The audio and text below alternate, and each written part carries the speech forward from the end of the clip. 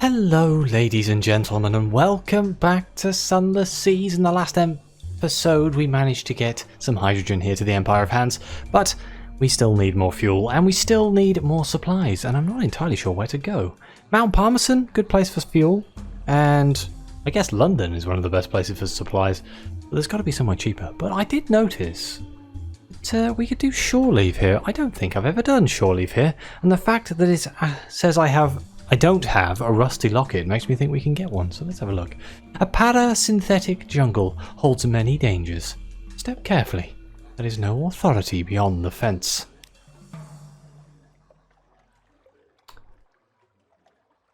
It is a place of death, where the bones and still rotting carcasses of man and ape alike are left to the thirst of the sea. The carnal history of the Empire of Hands stretches out amongst the flies and the maggots of the apes who would be men and their stolen civilization. Something glints around the neck of a skeleton. A locket. You pocket it. Though it does not look like it is worth much, the Z infamously takes much. Sometimes, though, it gives back. Perhaps this will prove to be such a time for some hopeful soul out there. And now we have a rusty locket. We did gain 10 terror, which is a bit of a pain. But you know, we did manage it. So if I go to look at the Zeppelin. Yes.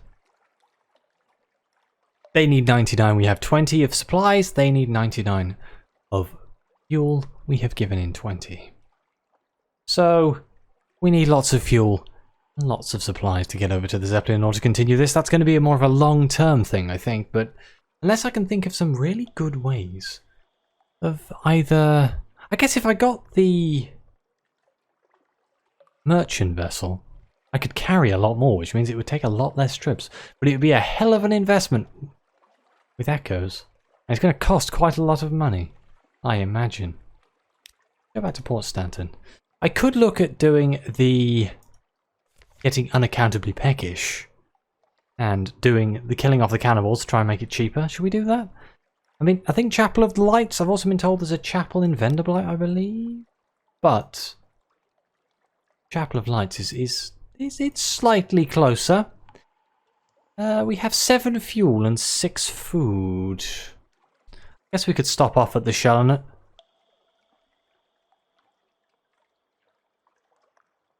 I think we need to go to Hideaway for something as well. We can always try and do that. I feel like one of the 7 is at Hideaway. I kind of want to stock up on supplies here. Guess we could go to Khan's Shadow. Go to Empire of Hands, Khan's Shadow. I kind of want to stop off at Esteval to pick up some sunshine because, I don't know, I'm feeling like I need money. We do have to go to Port Cecil as well. Okay, let's go to Khan's Shadow. Start off there. And from the Khan's Shadow, we'll pick up some supplies. And fuel. I mean, our terror's a little high, which is a little bit worrying. I guess we could stop off at Dodge, but that's... This is quite a long journey. I'm not sure how well this is going to go. Of course, I could go down to the Melted Isles and do the party again. That would lower my terror by 10. Could work out in my favour. But I'm not too sure. In fact, this whole thing is seeming more and more like a really bad idea. Melting Isles, Igol, then Khan's Shadow? Okay, let's do that. That's the safer bet. That'll give us more opportunities to lower our terror and maybe get supplies at Polythreme? Polythreme sell supplies? Nah. We'll lower our terror at the Melting Isles, we'll lower our terror at Igol, and then from there we will buy supplies from Khan's Shadow. That seems like a very solid plan of action. Now, I'm not entirely sure what the downsides are to being unaccountably peckish in Sunless Seas. I know in Fallen London that opens up an entire secret storyline about throwing all of your things away. It's an achievement in Fallen London players. Usually people who've done everything else and want to do something new.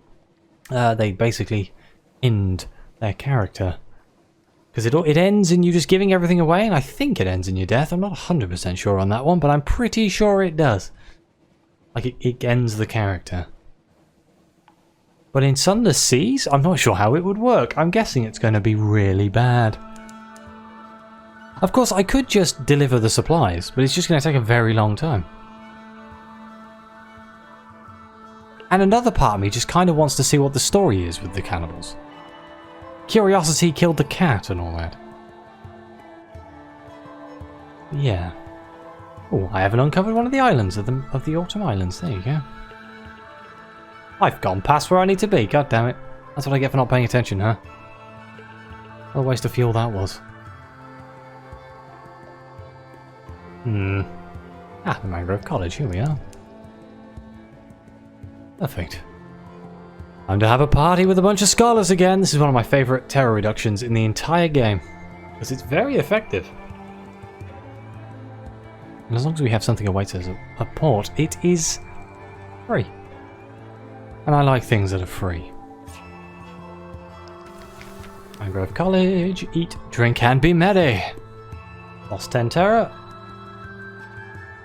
Can't compile a port report. Is that because I already have one? It's because I already have one. Okay. Right. To the hut. Or Igul. Igul? Why did I want to go to Igul? I thought Igul was the hut. My brain misfired there. Yeah. To the hut. And then we can go to Khan's Shadow to pick up supplies. It makes perfect sense in my brain, which means it's probably the most ineffective way. I could also just run wine to the Empire of Hands and then convert the wine into beans and then the beans into... Was it drowning pearls?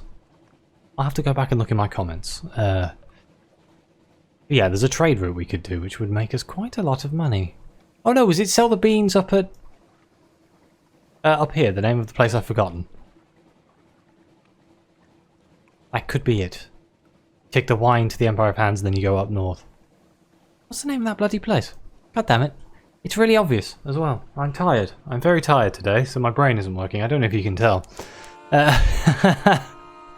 One of those days. Secretly, I think I'm still recoiling from the bloody COVID jab. They always knock me for 6 for ages. Like the symptoms disappear really quickly, but then I just feel tired and rubbish for like weeks. Awful. Polythreme? You always gather intelligence while I'm here, why not? You gain 5 terror, that's why not, god damn it. Pick up the clay pen for London. That's free money. Assuming they don't revolt or anything. Which I'm pretty sure is actually a possible outcome here. I could reduce my terror here. I can't remember how... I know it's really expensive and I think it's really ineffective, but it's just 1 terror? Ugh. Yuck. Terrible. Terrible, terrible, terrible. Right, let's go to the hut. Kind of concerned I'm actually going to run out of fuel here. I've got 3 barrels of fuel left. Let's see if we can make it. I don't see why we wouldn't be able to. Khan's Shadow's not that much further up than the hut. Can I go under the sea here? Under the sea.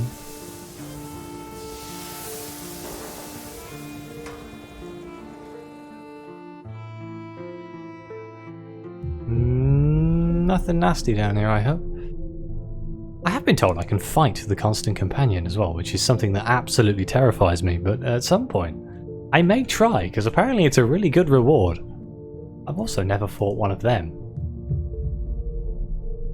That's the thing that constantly scares me every time I go, is it in a breeze? So it's just coming close to the port just to annoy me. Is that what's happening here? Uh-oh. Your cook is outraged. One of the tomb colonists has woken from his coffined rest and found his way to the stores. When the cook came across him, he had consumed a half-wheel of cheese and an alarming quantity of suet. Fling the villain overboard. Return him to the hold. Perhaps he'll stay put this time. God damn it, we lost the supplies. If you had provided me with more commodious quarters, if this ship did not pitch so abominably. A man grows bored, you know. Death is deathly dull, and so forth and so forth. It is a relief when the coffin lid closes. If only you could nail it shut. Oh my god, that's the bloody... That's the tomb colonist, isn't it? That's not the clayman. The one we found. God damn it. Need to get rid of him. Need to go to Vendor Blight. Let me see if we can kill that. I think we're going to see if we can kill that. Dahut. I need to wander. Make no commitments. We lose 10 terror. Wonderful. Which doesn't actually help me that much, all things considered, because it took me that much terror to get here. Let's see if we can kill this thing. I'm feeling brave and stupid.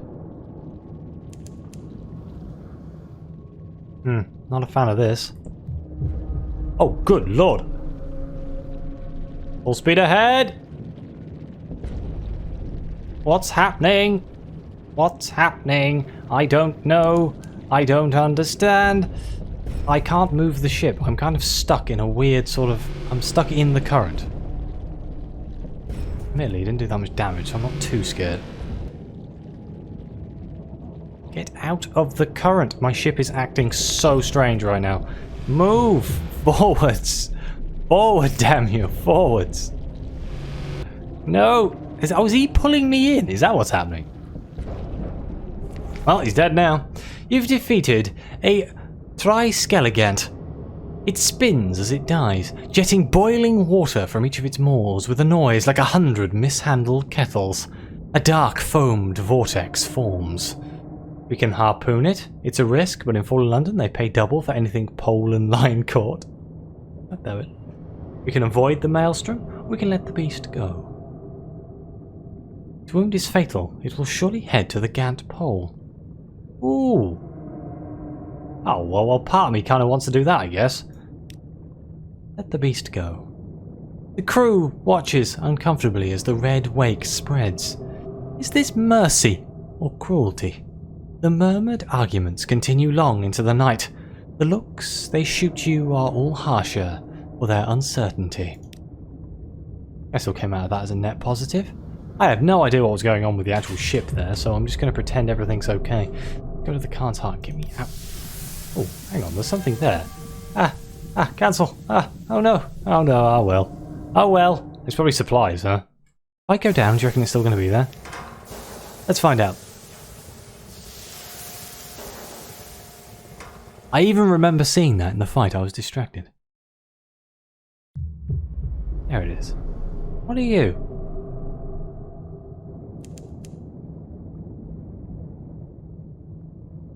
Engineer assures us it will burn +1 fuel. Oh, well that's lucky because I'm running out.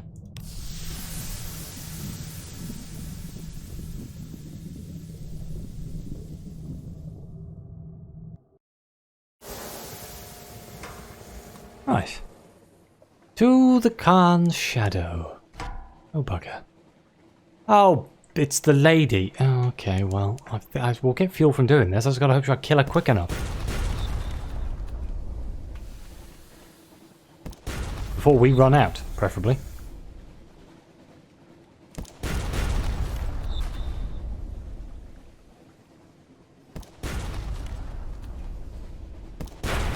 Not entirely sure why I went into full focus mode then. Okay, we can investigate the wreckage. We can rescue the pirate poet and 400 echoes. 1 fuel, 1 supply. Not great. Did he get a cash? Mushroom wine. Okay, I would have rather that was fuel, to be completely honest with you, but oh well. I'll take it. 400 echoes is not something to be sniffed at. At the best of times, though, we can use that money. We can put that money to good use. I swear, I've made more money out of killing the clay pirate poet, or the pirate poet, than I have smuggling drugs. And that is just a sad day for my character. I need to go back to London more to force the smuggling to go lower. The suspicion. Because right now it's kind of stuck. I've also just realised my microphone's been in slightly the wrong place this entire time, so I probably sound really weird. Oh dear. Right, Khan's Shadow. What awaits us? Hopefully fuel and supplies. Because we have neither. Khan's Shadow. Buy the port report while we're here. have a one-eyed scrimshander carve something from your hunting trophy. Trade a hunting trophy for 4 watchful curios. I mean, a watchful... That's probably quite useful in on the grounds that I don't think I have any watchful curios. So, excuse me while I do that, considering I have 7 trophies. He runs his knobbled fingers over the trophy and clicks his tongue. Good bone. He grinds, he chips, he engraves, he mutters in a half-dozen languages of the Presbyterite.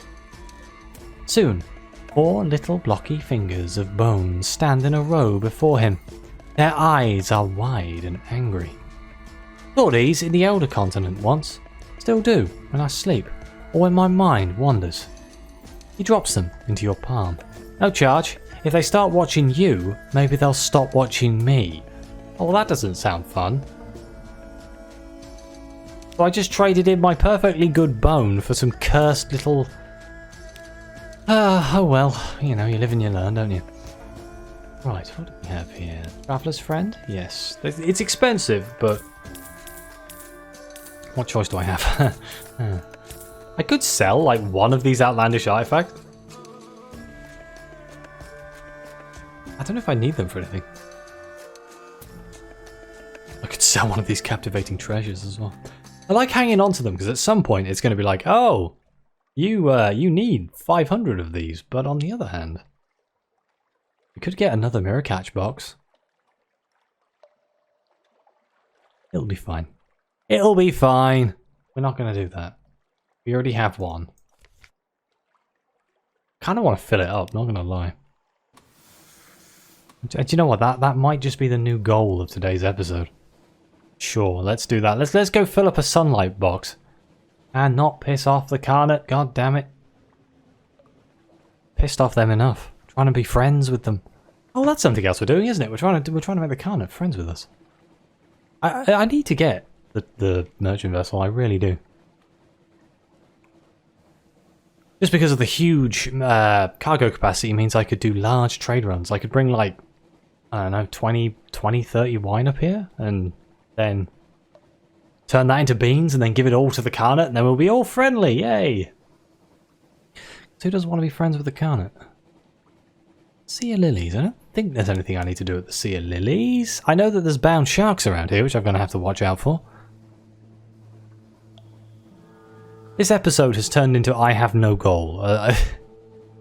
My mind just keeps going, oh, let's do this. Let's do this. I mean, originally we're trying to get unaccountably peckish, but I am mildly concerned it's going to be detrimental to my character's well-being.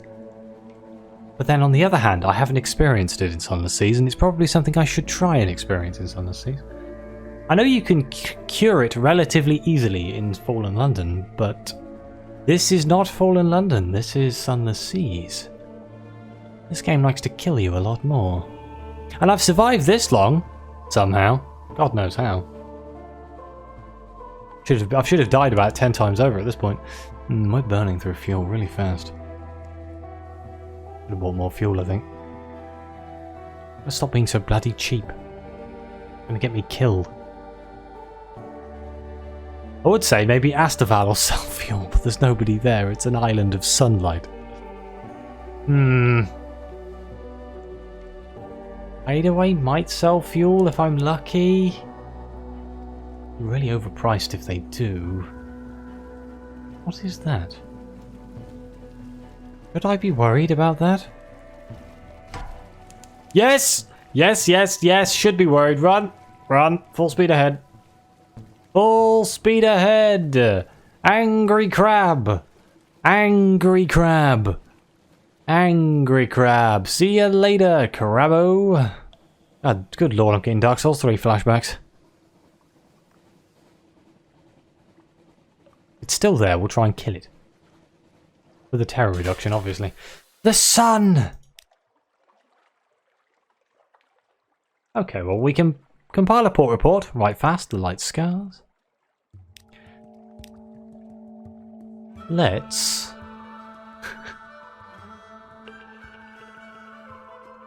Oh, that's what I was told about this as well. In the last episode, we went down to the Grand Geode, and I've just remembered that yes, we have seen the giant bowl at the corner that I've forgotten the name of. But, yes, in order to found a colony here on Astaval, we need to have a protection against sunlight. That's what that's for. It says may increase your wounds. I'm sure it'll be fine. It wasn't fine. You fill the box successfully, but the sunlight has lit a fire in your bones. You struggle back to the ship and wait while the fever subsides. Be wary. This is true sunlight, and it can be unpredictable death to those who've spent too long here below. Well, we got one. Box. Let's hope Londoners don't find it, eh? Where to now? I'm going to go to Hideaway just because I swear there's somebody there who needs us. We need for the immortality quest. I don't know why I think there is, but I just feel like at some point I worked out that somebody was in Hideaway, or I was told somebody was in Hideaway. I'm sure Hideaway is actually under the water, so there we go. Let's go have a look. Oh dear, my terror is above 50. There's a chance that the companion might be here. Listen carefully.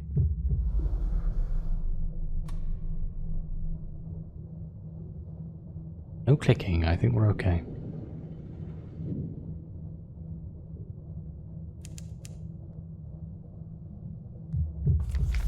Hideaway. Assemble a port report while we're here. Buy a memento from the slow blinking vendor. She touches her lips and tilts her head back. Her fingers travel down her throat to her belly, which she pats. That'll be the trade. Goods for food.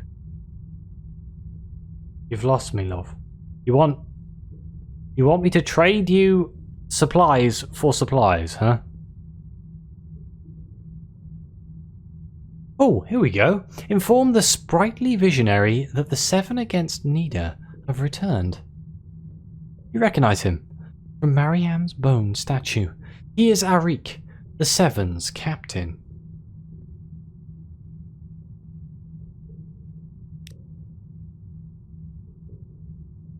He grins wickedly and squeezes your arm. Then he begins scribbling in his notebook. I've been waiting, he writes. Tell Mariam I've not been idle. Help me, and the 7 will have a potent weapon against Nida. Was that it?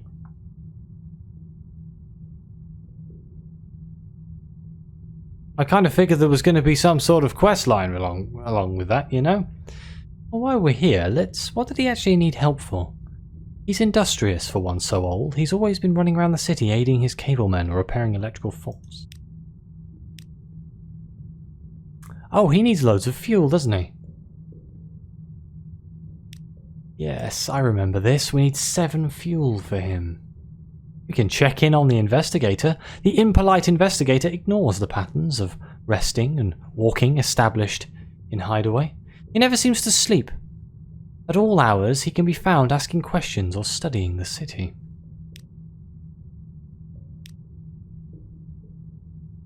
Hmm. 7 diving suits take up the investigator's room. We're exploring the space between Temtum and its city shell, but we'll need another 5 divers. 52% chance. Flip that dice. The investigator leads you to the depths of Hideaway. Did you know there's an enterprise to construct kelp farms on the outside of Temtum's cheeks? We'll use their hatch to study the shells inside. One after another, you splash into the dark. With your light, you can see the flesh of the beast beneath you. It is bruised, bloodied in some places. In others, it's mere feet from the shell. The investigator points ahead to a thick cable hanging down from above. As it comes more clearly into view, it sparks. The charge results in a convulsing of Temtum's flesh. You return to the city as swiftly as you can, but several of your crew were caught by the Temtum's shifting body and crushed between his shell and his flesh. As soon as you're back in Hideaway, the investigator strips out of his diving suit and flees. 3 of my men died. How is that a success? Good lord. The impolite investigator has discovered a distressing truth about Hideaway. Is that the crab is actually alive? We did gain 1 secret though. 3 crewmen for 1 secret is a pretty good trade.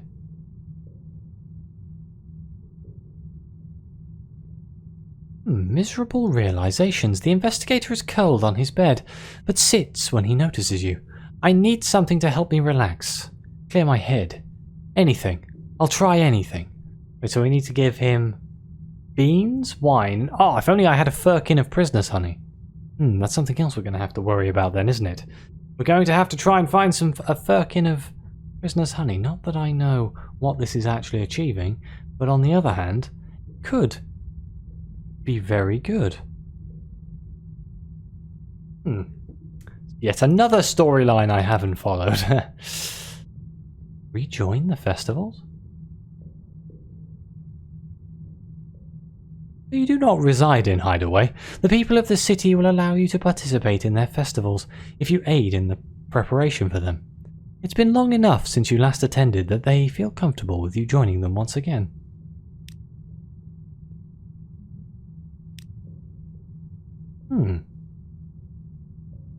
Though everyone in Hideaway has a night to celebrate a festival of their own making, most dedicate their efforts to one of 3 great events. I've forgotten them all. It cost me supplies to do this? Okay, so the silent reel. Throughout the night, the people will dance. There will be no music, nor any obligations to conform to any particular style. The hour of reflection. There is a dweller, too ancient and too mad to help maintain Hideaway. Instead, the suggester serves a ceremonial role. During the festival, they bark out a phrase which everyone then represents through art. Invariably, the topics are variations on handsome Temtem's generosity or Hideaway's superb lifestyles, or the rainbowing. Revelers will indulge in a colourful feast, featuring the finest food Hideaway can manage to find in the abyssal depths.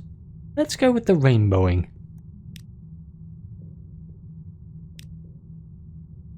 Banquet tables are laid throughout the festival square. The smell would have a lesser sailor heave out their innards, and all of the lurid dye in the world does not disguise how unappetizing this meat is. Nevertheless, some diners rush eagerly to their seats. What is that, good lord? Well, we have to participate. A chalice of inky blue liquid is set before you. To your left, the sallow philosopher has a green drink. To your right, the conscientious mercenary is sipping something indigo. You fill your mouth with the foul, dyed water. Your fellow diners spit it out in a spray. You follow suit. When the rainbow clears, the tables, not to mention you and your fellow diners, are covered in colour. The green-lipped philosopher holds her stomach, forces a smile. The mercenary grins at everyone down the table, showing off his indigo-stained teeth.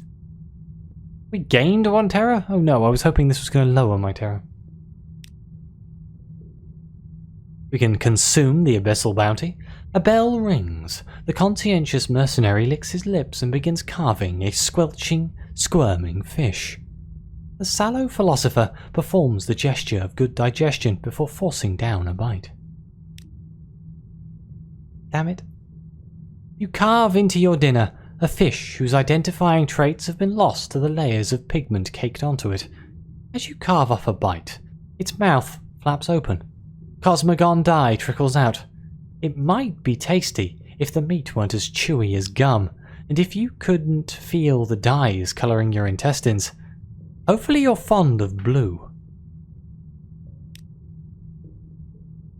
Partake of the Lady Black's chiefest pearls.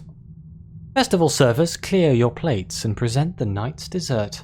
The violent dyed organs of a bound shark laid across the table with God damn it, this word trips me up every time. Anatomical